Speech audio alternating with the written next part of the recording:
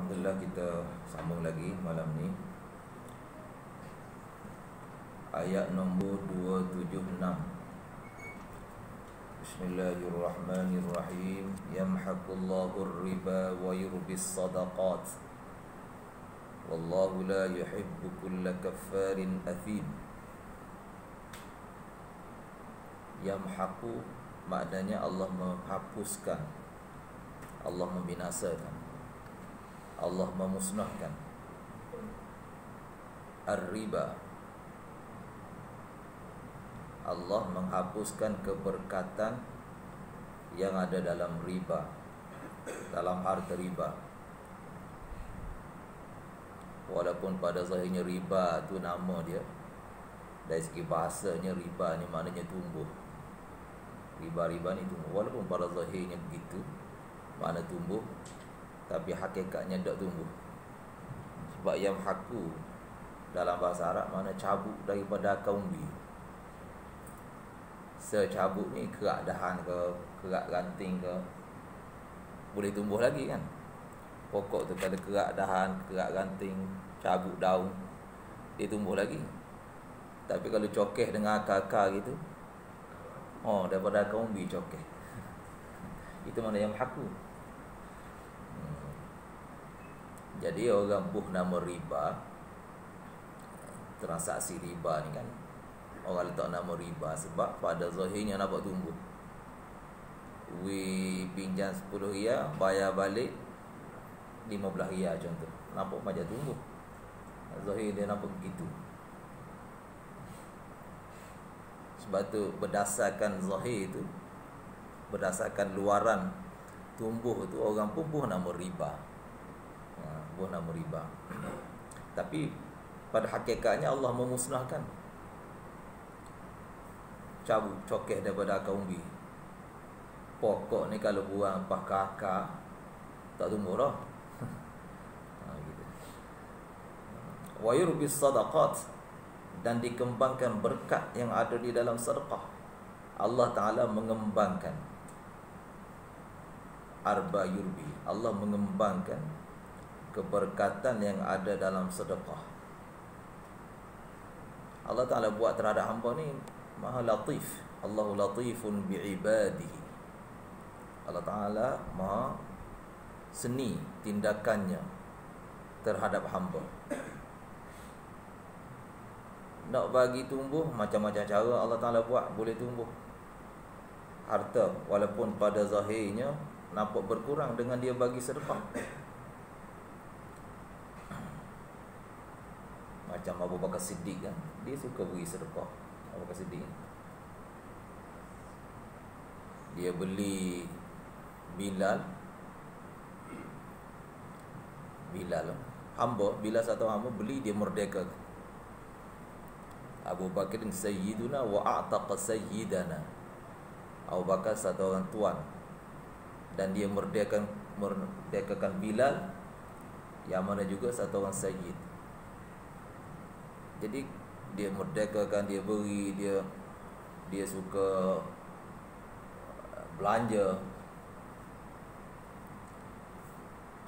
Adakah berkurangan harta dia? Tak berkurangan.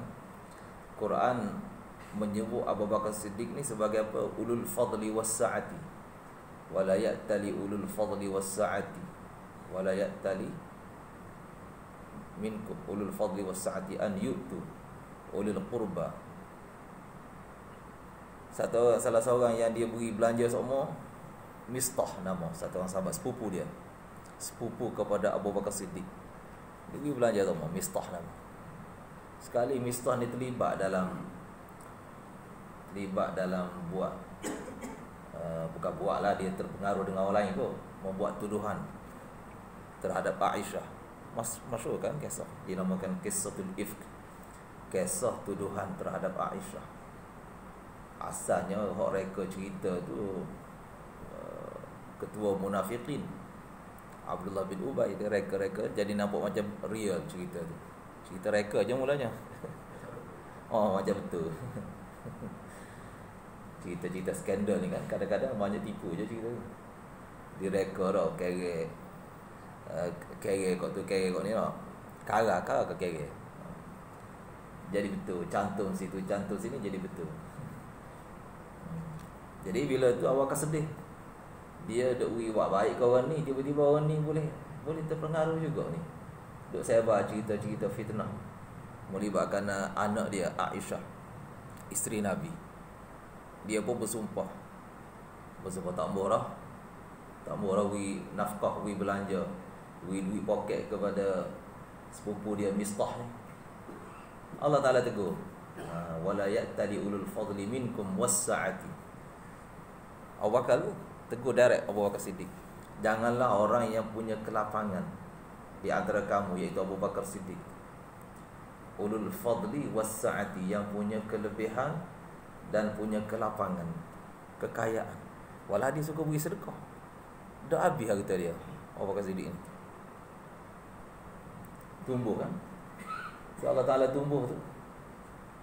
Sekali Abu Bakar Siddiq ni mari tetamu rumah dia,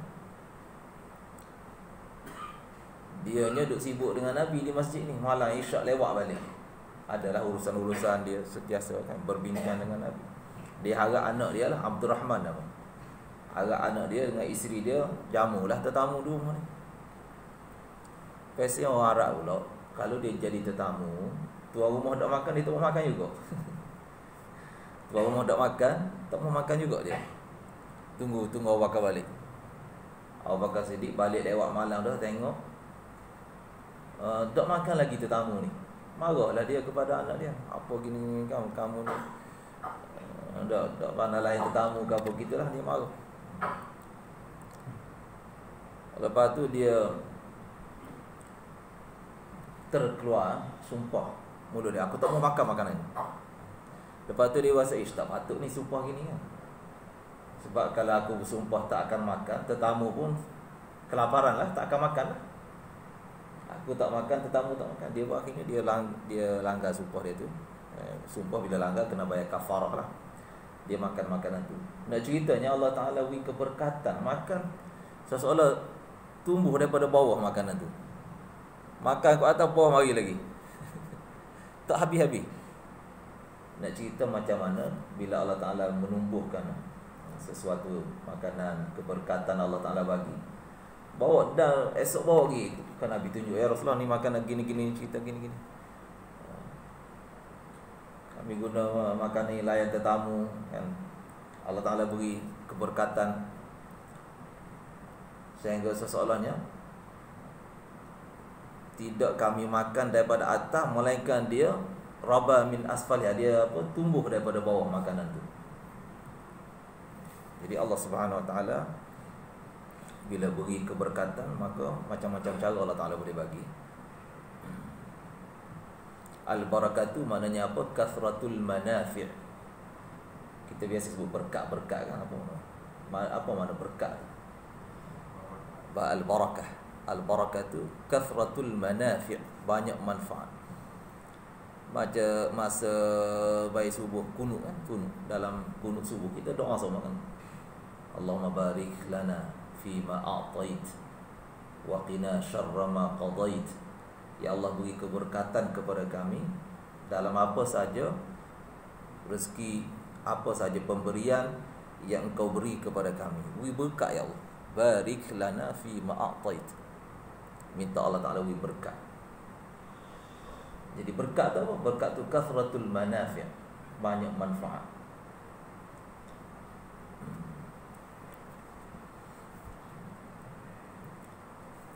Yamhaqullahu riba wa yurbis sadaqat. Allah Ta'ala mengembangkan berkat yang ada di dalam sedekah. Allah Ta'ala tiada suka, wallahu la yuhibbu kulla kaffarin athim. Allah tak suka kepada setiap orang yang berkekalan kufurnya. Kafar, kufur, berkekalan kufurnya. Kufur ni maknanya lawan syukur. Kufur maknanya tak syukur kepada Allah Subhanahu Wa Ta'ala. Allah Ta'ala bagi rezeki, dia salah guna rezeki itu, kufur lah tu, tidak mensyukuri. Allah bagi, dia tak guna seperti yang Allah Ta'ala nak, tak guna seperti yang Allah Ta'ala nak. Itu kufur. kufur ni dia ada tahap-tahap dia kan. Ada kufur berat. Kufur berat ni bila dia tak percaya pada Allah ke, tak beriman kepada hari akhirat ke, tidak mengimani malaikat ke, tidak mengimani takdir ke, itu kufur berat lah tu. Itu kufur tak mengaku syahadah ke, yang tak mengucap syahadah, tak mengaku kalimah syahadah, atau kufur tahap berat tu. Kufur lagu tu kekal dalam neraka. Kufur tahap berat ni dia boleh kekal dalam neraka. Ada lagi kufur ringan. Kufur tak syukur pada Allah, kufur juga tu. Satu perempuan misalnya kan, dia tak terima kasih pada suami dia, pun dipanggil kufur juga. Kufur.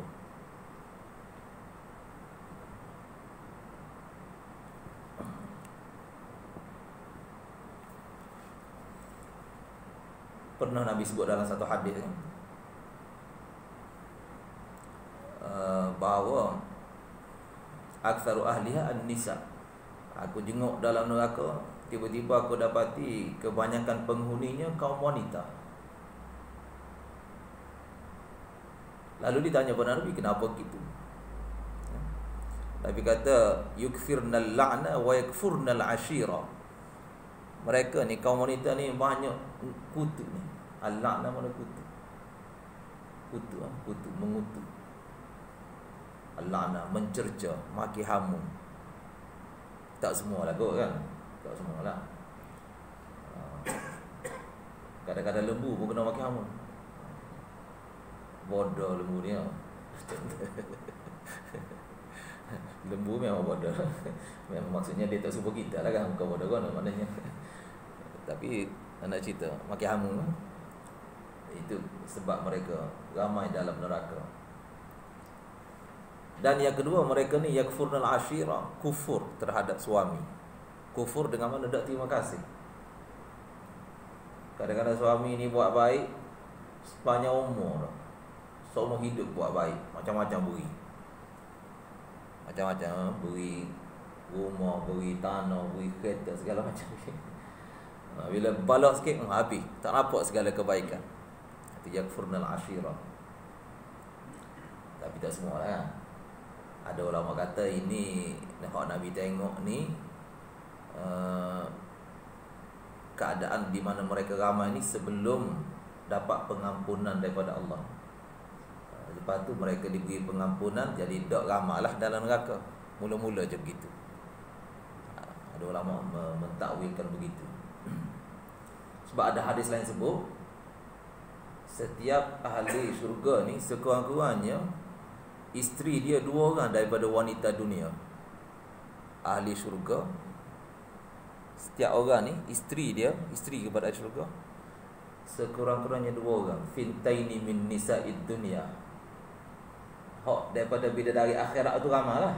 Ada 70, ada 500, macam-macam. Nabi-nabi ramai sekali. Dah kekuatan ahli syurga ni menyamai, satu ahli syurga kekuatan dia menyamai berapa? 100 orang lelaki dunia kan. Kekuatan ahli syurga. Jadi kalau isteri ramai tak ada masalah.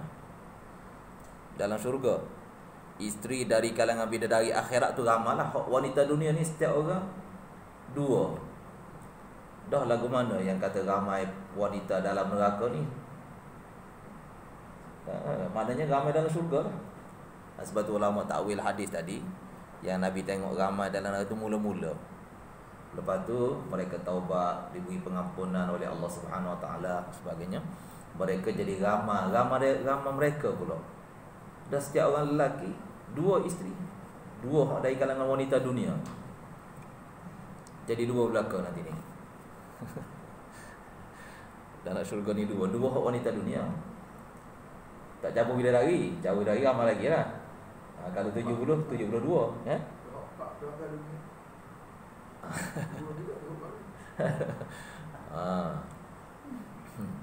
Hak 2 tu sekurang-kurangnya kan. Sekurang-kurangnya 2.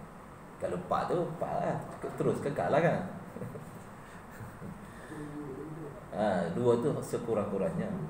Hak mana di dunia ni seorang isteri, di akhirat jadi dua juga dari kalangan wanita dunia.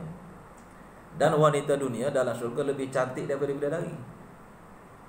Lebih cantik. Allah Ta'ala beri mereka ni lebih cantik daripada bidadari.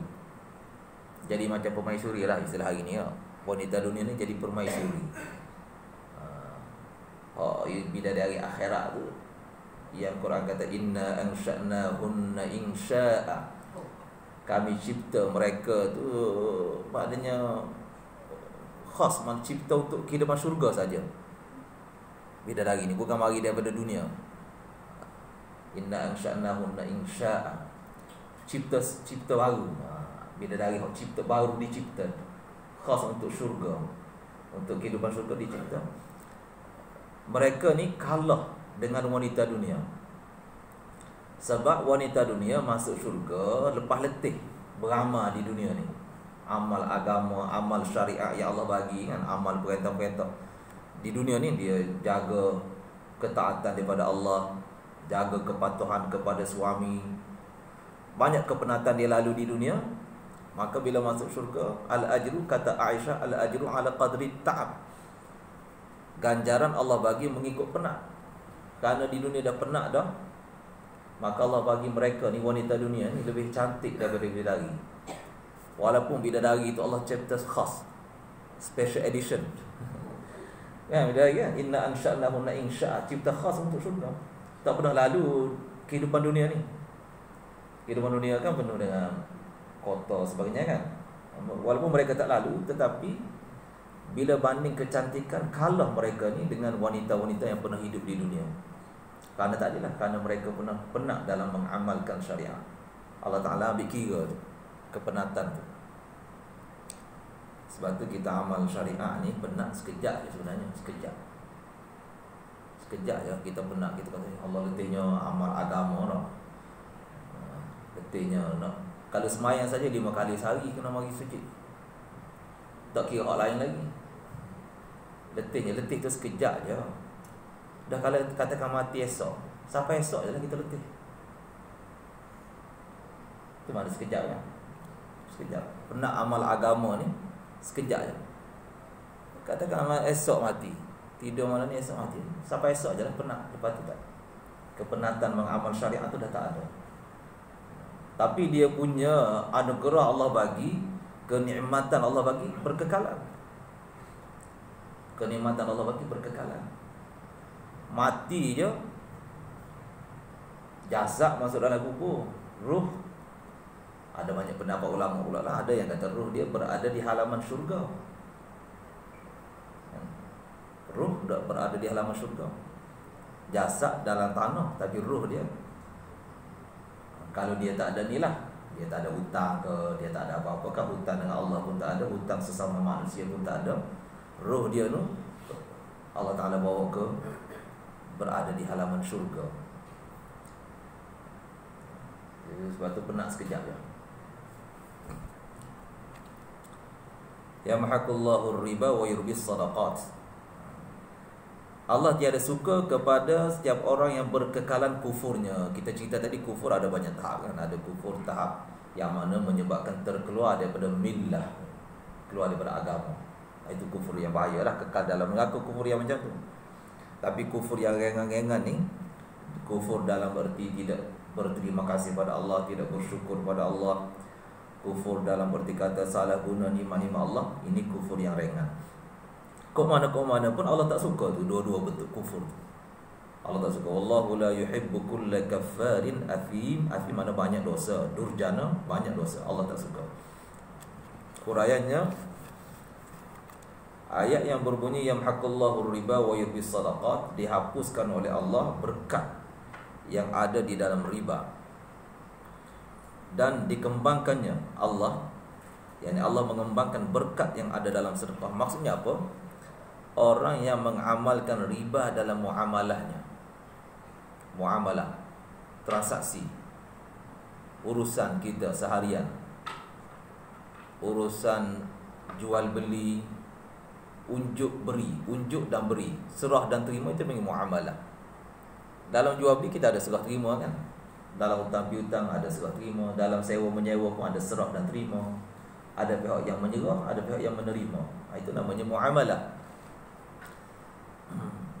Dalam muamalah riba ni, meskipun banyak untungnya di dalam muamalah tersebut, keuntungan itu tidak dapat menjamin keberkatannya. Untung banyak tapi tak berkat. Kembali kepada tadi, takrif berkat, banyak manfaat. Tak berkat maknanya tak banyak manfaat. Tak banyak manfaat. Sebaliknya jadi banyak mudarat. Satu orang contoh kan, dia ada 10 riyal je. Tapi Allah beri berkat kat dia, 10 riyal tu dia beli makanan, makanan jadi tenaga untuk dia. Makanan tu jadi kesihatan bagi dia. Makanan tu jadi apa lagi? Memberi kekuatan untuk dia buat amal ibadat, beribadat kepada Allah Subhanahu Wa Taala. Makanan tu dia beri kekuatan untuk dia tolong orang pula. Contohlah kan. Jadi berapa banyak keberkatan dia ada atas 10 riyal. Berbanding seorang lagi ada 100 riyal tapi tak berkat. 100 riyal tu dia beli, contoh beli apa? Beli makanan. Jadi sakit kat dia. Makanan jadi sakit. Bila sakit orang terpaksa beli ubat pula. Lepas tu apa dia? Kena macam-macam lah bila tu, bila tak berkat ni. Mari orang curi pula misalnya. Masuk rumah dia kan, hilang duit, kena curi, kena rompak, segala macam. Meskipun banyak untung dalam muamalah tersebut, keuntungan itu tidak dapat menjamin keberkatannya.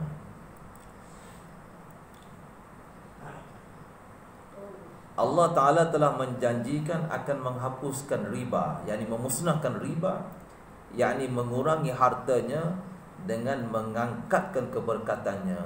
Allah Ta'ala angkat keberkatan dia, tak berkat. Sehingga orang yang nampaknya banyak hartanya, luas kebunnya, berpintu-pintu rumahnya, tetapi ia selalu menderita kekurangan. Tak cukup sama. Harta banyak, aset banyak, tak cukup. Maka menderita kekurangan bagi seorang yang berharta bererti tidak ada lagi keberkatan di dalam harta itu. Banyak harta tapi dia menderita kekurangan, menderita tak cukup. Maknanya apa? Maknanya tak ada harta. Walaupun luarannya nampak banyak tu. Luarannya banyak harta.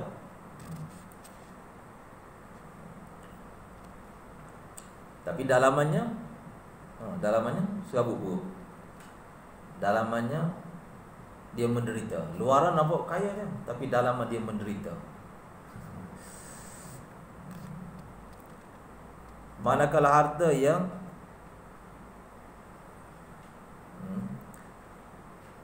menderita kekurangan bagi seorang yang berharta, berarti tidak ada lagi keberkatan di dalam harta itu. Manakala harta yang sudah tidak ada berkatnya, walaupun seberapa banyaknya, harta yang tak berkat ni, walaupun berapa banyak, tak lama dia akan lenyap. Tak lama dia akan lenyap. Harta dia tak dapat tolong dia. Macam Allah cerita tentang Abu Lahab, ma aghna anhu maluhu wa ma kasab. Harta dia tak tolong dia, dan segala pencarian yang dia buat, usaha yang dia buat, tak membantu dia. Ma aghna anhu maluhu wa ma kasab. Ma aghna anni maliyah, halaka anni sultaniyah. Kadang orang kafir, orang tak beriman, di akhirat nanti dia akan kata pada Allah, ma'ana ani mali, harta aku banyak, tak bantu, tak tolong aku sikit, tak tolong sikit. Macam Qarun, banyak harta lah Qarun.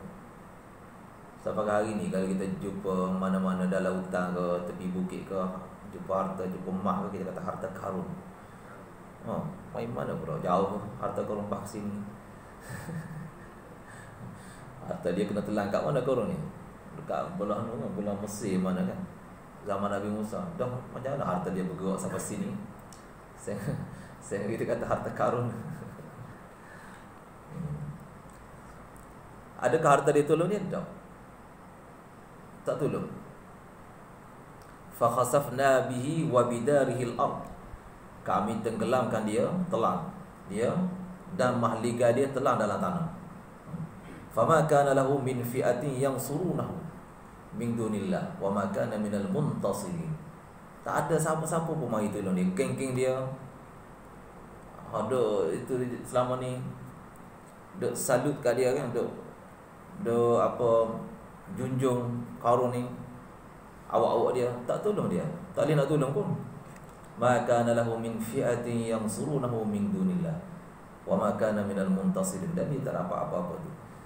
Kawan-kawan dia pun tak tolong dia, harta dia hak banyak tu pun tak tolong dia, tak boleh nak tolong apa-apa.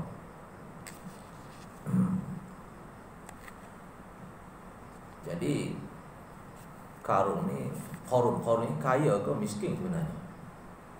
Biasa kita nak buat contoh ikon kaya, kita guna nama Qarun kan. Walhal Qarun ni manusia paling bankrupt. Manusia bankrupt yang paling teruk bankrupt dia Qarun. Kalau buat Qarun ikon kaya, salah. Ikon orang kaya Qarun salah. Dia bukan orang kaya, dia orang paling bankrupt. Dalam sejarah manusia, sejarah kemanusiaan ni, manusia yang paling teruk bankruptnya Qarun.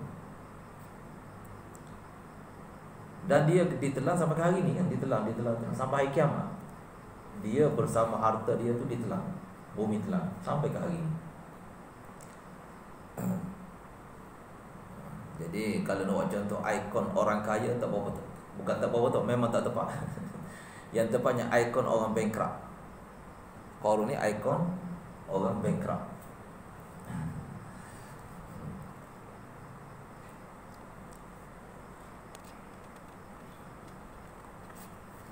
Sebab dia tak mahu tu kan, Nabi Musa suruh dia beri zakat, tak mau. Dia kata innama utituhu ala ilmin indi. Aku dapat kekayaan ni kerana skill yang ada pada aku, kemahiran aku, ilmu. Aku ada kemahiran. Dia ada kemahiran buat emas, tanah, batu apa semua jadi emas. Buat jadi emas. Innama utitu ala ilmin indi. Bila Nabi Musa suruh beri zakat, Qarun banyak piti berilah zakat. Zakat Bani Israel 1/4. Berat sikit lah, syariat dia gitu. Zakat dia 1/4. Kita 1/40 kan, 2.5% kita, dia 25%. Zakat dia 25%. Dia pun malah nak bagi lah 25% tu. Setengah-setengah orang hari ni 2.5% pun berat dah, lagi 25%. Kan? Tak mau bagi.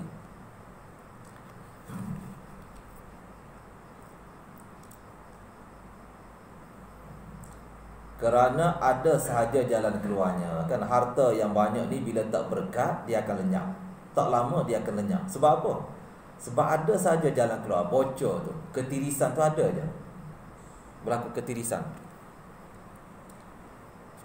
Di sana hutang, di sini rugi, di situ ditipu orang, di tempat lain pula tak cukup. Gitulah jadinya bila tak berkat. Sehingga kacau pentadbirannya. Kacau bilau pentadbirannya. Pentadbiran harta dia tu jadi kacau bilau.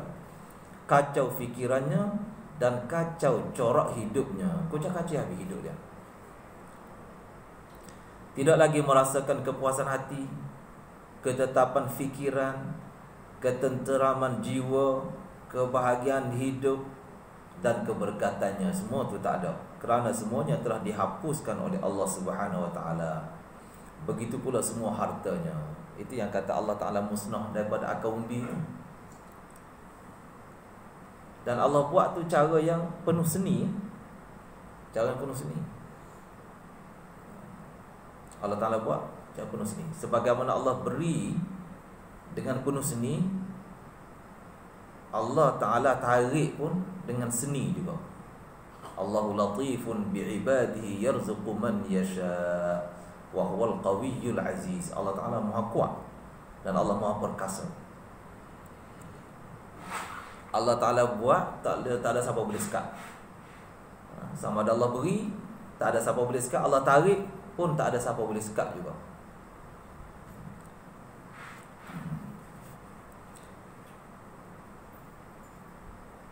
Jadi lagu mana nak mengelak daripada tu? Kena sentiasa cari redha Allah lah. Setiap nak buat, tanya Allah. Allahumma khayyirli wakhtarli. Allahumma khayyirli, ya Allah beri pilihan untukku. Wakhtarli, ya Allah buatlah pilihan yang terbaik. Setiap kita nak buat kan apa-apa, terutama kita bicara pasal harta ni, melibatkan harta kita. Kita nak belanja ke, tanya Allah dulu. Allahumma khayyirli wakhtarli. Nak belanja, nak beli apa-apa, nak labur ke, ya Allah pilih, ya Allah berilah kepadaku pilihan yang terbaik. Tolong buat pilihan untukku, ya Allah, aku dah erti, aku dah tahu. Memang kita dah tahu pun. Wa asa an tuhibbu syai'an wa huwa syarrul lakum. Kadang-kala kita suka satu perkara, kita nampak bagus ni, labur sini, sedangkan dia buruk untuk kita. Sebaliknya pula, wa asa an takrahu syai'an wa huwa khairul lakum. Boleh jadi kamu tak suka satu perkara sedangkan ia baik untuk kamu. Kamu tak suka. Malah nak belanja ni, nak belanja sini ni.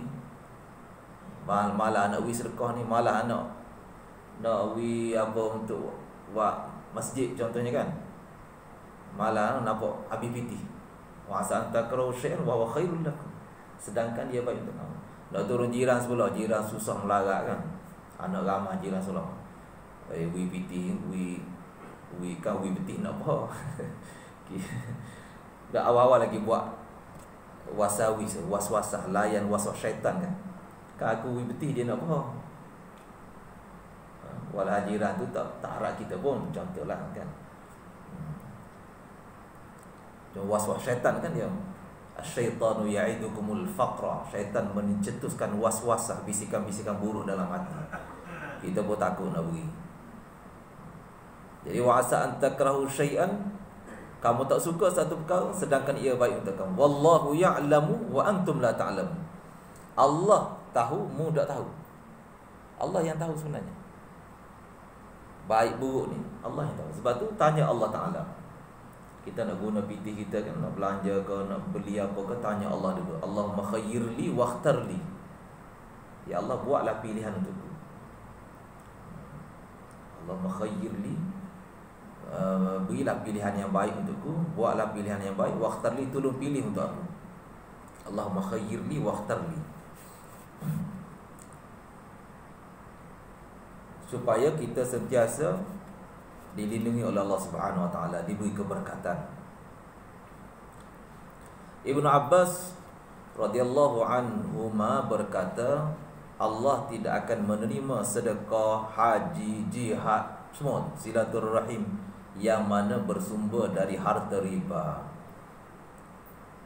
Kita buat perniagaan riba, dapat untung banyak, guna nak pergi haji, Allah tak terima haji tu. Guna buat apa, silaturahim, bagi belanja pada sanak saudara kita, tak terima tu. Sedekah yang kita bagi itu tidak diterima oleh Allah Subhanahu wa taala. Adapun orang yang mengamalkan sedekah walaupun dirinya sendiri kekurangan, dia suka beri sedekah, Allah akan mengembangkan sedekahnya, yakni memberkati hartanya sehingga tidak menderita kekurangan di dunia ini. Tak menderita kekurangan di dunia ini, dan berlipat ganda pula pahalanya di akhirat. Dunia tak kurang. Sebab apa? Sekurang-kurangnya bagi sedekah Allah beri pulangan 10. Man jaa bil hasanati falahu 10 amsalha. Siapa yang buat satu hasanah, Allah bagi pulangan 10 kali ganda. Itu pulangan paling minima, pulangan paling sikit. Boleh Allah ganda sehingga 700 kali ganda? Ada 700 kali. Apa ayat Quran sebut tu? Mathalul ladzina yunfiquna amwalahum fi sabilillah kamathali habbatin ambatat sab'a sanabila fi kulli sunbulatin mi'atu habbah.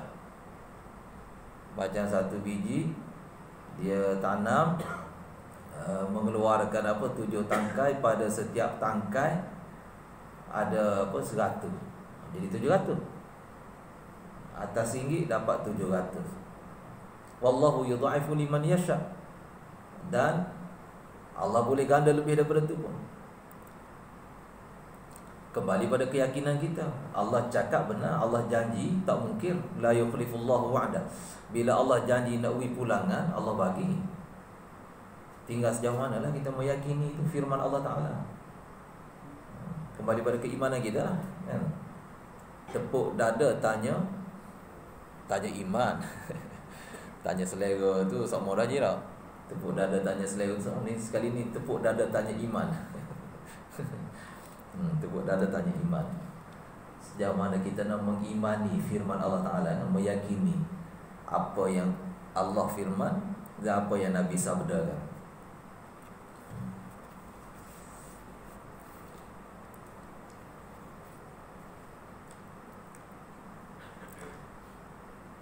Kemudian Allah nyatakan pula di dalam firman-Nya yang artinya Allah tidak suka kepada setiap orang yang berkekalan kufurnya lagi durjana. Kufur dia tu berpanjangan. Yakni mereka termasuk dalam golongan orang yang menghalalkan riba. Menghalalkan riba. Pelik juga kan bila Allah cerita di awal ayat Allah Ta'ala cerita riba, di akhirnya Allah Ta'ala kaitkan dengan kufur. Allah cerita riba gini-gini, tak boleh Allah musnahkan riba. Lepas tu akhir ayat Allah kata apa? Wallahu la yuhibbu kulla kaffarin. Allah tak suka orang kafir. Dah riba tu kafir ke? Dah. Tapi buat apa begitu tu? Buat apa begitu tu? Di akhir hujung ayat riba tu dikaitkan dengan kufur. Sebab apa? Sebab apa? Sebab apa? Orang putih kata what for? Dan orang Kelantan jadi bapa. Orang putih kata what for lah. Orang Kelantan kan dia modified lah bahasa orang putih. What for jadi bapa. Bapa tu akhir awal ayat Allah cerita bab riba, pasal riba gini-gini, riba ni tak boleh kan. Allah akhirnya Allah kata Allah tak suka orang kafir. Dah riba tu kafir kau. Kafir ke tak kafir, kecuali bila dia menghalalkan. Istihlalul maksiati kufur, menganggap halal larangan Allah, itu yang jadi kafirnya. Jadi kalau dia sekadar amal riba, dia mengamalkan riba, dia tahu haram dan dia tetap berakidah riba itu haram. Mungkin atas sesuatu apa, keterdesakan ke apa benda ke, dia mengamalkan riba, atas kelemahan iman dia ke, dia mengamalkan riba, tetap dalam hati dia kata riba haram, dia tetap jadi kafir. Dan tak kekal dalam neraka, tidak mukhalladun finnar, tidak kekal dalam neraka. Yang jadi kekal ni bila mana dia istihlalur riba, menganggap halal perbuatan riba. Bila anggap halal jadi kafir lah. Semua bukan riba sajalah, segala maksiat bila anggap halal. Berzina, satu orang dia berzina tapi dia rasa aku ni buat haram ni, itu tak kafir gitu. Dan tidak mukhalladun finnar, tidak kekal dalam neraka. Tapi satu orang lagi dia zina, dia kata ni tak ada benar, beres je, halal je, itu jadi kafir. Jadi kafir gitu. Semualah segala maksiat, segala bentuk larangan Allah, manhiyat, larangan-larangan Allah ni, dia bila dianggap halal larangan tu akan jadi kafir. Larangan-larangan Allah Subhanahu Wa Taala. Allah tak suka kepada setiap orang yang berkekalan kafar. Allah sebut kafar tadi lah. Bila ada di kalangan siapa yang mengamalkan riba ni, menganggap halal. Memang ada gitu pun. Sehingga di kalangan mereka ada yang kata innamal bai'u mithlur riba. Innamal bai'u mithlur riba. Riba ni macam jual beli je, dia kata. Dia halal tu. Itu jadi kafir gitu tu, kalau menganggap halal. Ya. Riba bagus.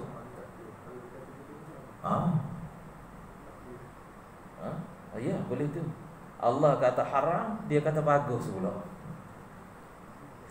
Berlawan tu, berlawan. Hmm. Hmm. Hmm. Yalah, dia kata tu dalam kan dia faham ke? Dia faham ke ini Allah Taala larang. Dalam satu dia tahu dia sebut dalam kejahilan gitu kan, tak tahu. Satu lagi dia tahu ini Allah Taala larang. Kan benda ni tak boleh, benda ni apa, zalim sesama manusia kan. Dalam keadaan gitu dia kata molek, itu jadi lawan. Berlawan dengan Allah. Allah kata tak molek, dia kata molek. Berlawan tu jadi kufur.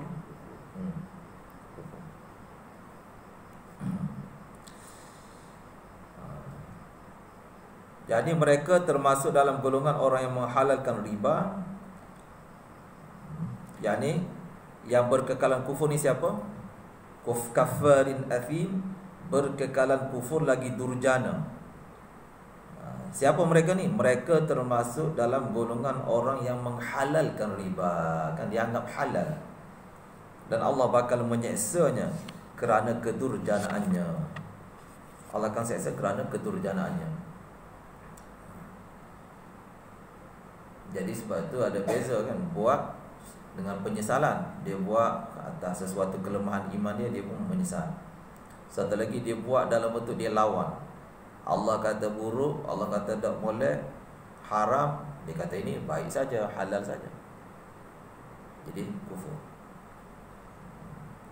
Sebab tu fatwa ni kadang-kadang ada bagi fatwa zajir, fatwa untuk mengherdik. Ibnu Abbas kalau orang tanya dia, bunuh orang ni kekal dalam neraka, dia kata kekal. Dia baca ayat waman yaqtul mu'minan muta'ammidan fajaza'uhu jahannamu khalidan fiha. Orang bunuh orang mukmin lain, maka balasannya dia kekal dalam neraka. Kalau ikut kaedahnya bunuh ni tak jadi kafir. Bunuh tak jadi kafir. Kecuali bila satu menganggap halal lah, perbuatan bunuh tu dianggap halal, tu jadi kafir lah. Bila anggap halal memang kekal lah. Tapi bunuh saja bunuh tanpa menganggap perbuatan itu halal, tidak kekal dalam neraka. Dah berapa Ibn Abbas bagi fatwa kekal tu? Dia bagi fatwa zajir, fatwa untuk menakutkan orang supaya jangan buat. Dia tengok orang ni agak-agak ni, mari tanya fatwa bunuh orang ni kekal ke tak. Dia tengok orang ni baru nak buat bunuh ke dia baru sesal bunuh, nyesal. Dua keadaan ni. Kalau dia tengok orang ni tengah marah ni, baru nak pergi bunuh orang, tengok dia pun bagi fatwa tu, bunuh orang kekal dalam neraka. Walau ikut kaedah syaraknya dah kekal. Sebab bunuh tu dia bukan hal akidah, dia hal amalan, tidak kekal.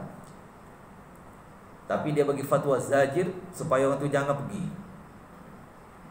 Tapi kalau agak-agak orang lain pula mari tanya, Ibn Abbas, bunuh ni kekal dalam neraka kau? Tengok muka orang ni baru sudah ni nyesal, baru sudah bunuh. Ada gitu kan? Ada cerita Bani Israel dia bunuh sampai 99 orang. Lepas tu mari nyesal. Pergi cari Tok Guru, tanya, mana Tok Guru bunuh ni boleh taubat tak? Itu kata tak boleh. Dia pun alah. Cukup 100. Ala-ala celup perkasan biasa buat kelengan, dia bunuh Tok Guru ni kan. Tok Guru straight sikit tau. Pergi kat Tok Guru kedua, nyesal. Tok Guru kedua ni jadi lembut sikit. Boleh lagi, insya-Allah boleh taubat lagi, Allah penyayang. Cuma mu kena hijrah, mu kena keluar daripada kampung mu, buat maksiat pergi kampung lain. Dia hijrah, akhirnya Allah Taala terima taubat dia.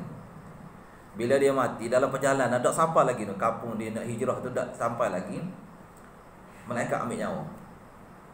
Mati dalam perjalanan. Mari malaikat azab dengan malaikat rahmat berebu, nak ambil roh dia ni, nak masukkan di kalangan ahli neraka ke ahli syurga. Berebu. Malaikat rahmat nak tarik dia ke syurga, malaikat azab nak tarik dia ke neraka. Akhirnya Allah Taala suruh ukur ni kampung hak dia tinggal, kampung maksiat hak dia tinggal dengan kampung dia pergi, hak dia nak kita taubat, mana lagi dekat.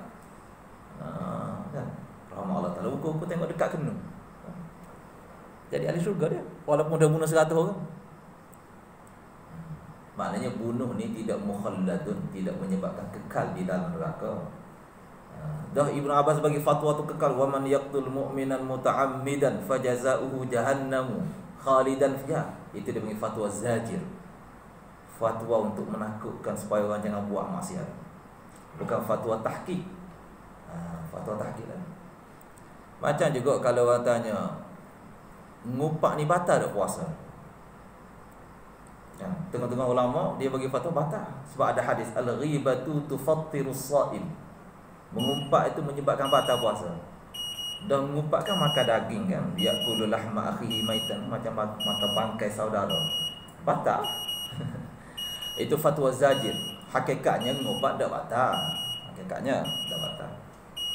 Jadi tengok keadaan lah. Orang mari tanya tu tengok dia jenis suka mengumpat, kita kata batal. Gitu. Itu panggil fatwa.